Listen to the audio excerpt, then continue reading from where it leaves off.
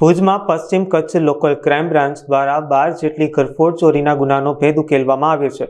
પોલીસે જૂના કપડાં માંગવાના બહાને ચોરી કરતા બે સગા ભાઈઓ 28 વર્ષીય રાજા રાઠોડ અને 23 વર્ષીય જયસિંહ ઉર્ફે પ્રવીણ રાઠોડની નખત્રાણા નજીકથી ધરપકડ કરી છે।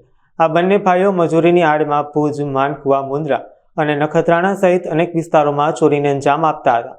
એલસીબીની ટીમે આરોપી પાસેથી ₹4 લાખથી વધુનો મુદ્દામાલ રિકવર કર્યો છે, જેમાં સોના ચાંદીના દાગીના અને મોબાઈલ ફોનનો સમાવેશ થાય છે। આરોપીઓનો ગુનાહિત ઇતિહાસ પણ મોટો છે। તેમના વિરુદ્ધ અગાઉ પણ અનેક ગુના નોંધાઈ ચૂક્યા છે। આમ પશ્ચિમ કચ્છ એલસીબીએ બે મુખ્ય ચોર આરોપીઓને પકડી પાડી લાંબા સમયથી ચાલતી આવતી ચોરીની ઘટના પર પૂર્ણ વિરામ મૂક્યો છે।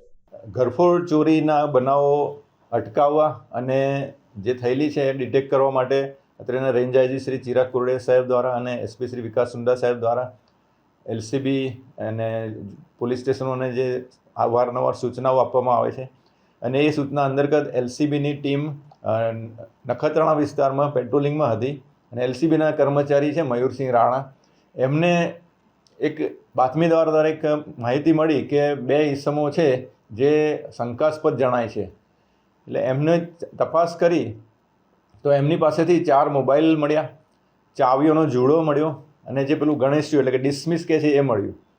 એટલે ડાઉટ પાક્કો થતાં એમને સઘન પૂછપરછ કરવામાં આવી તો એ બંને ઈસમોએ કુલ 12 ચોરીઓ, ઘરફોડ ચોરીઓ કચ્છ જિલ્લાની અને પશ્ચિમની અને પૂર્વની એમ કુલ 12 ચોરી કબૂલ કરેલી છે અને એમાં એ લોકોએ સ્પેસિફિક જગ્યા સાથે બતાવ્યું છે। એમાંથી 12 ચોરીમાંથી 5 ચોરી જે છે એ ગુના રજીસ્ટર થયેલા છે, 2 માનકુવામાં, 1 મુન્દ્રામાં, 1 એ ડિવિઝનમાં એ રીતે, અને બાકીના જે 7 છે એની તજવીજ ફરિયાદીને શોધીને એની તજવીજ હાથ ધરવામાં આવેલી છે।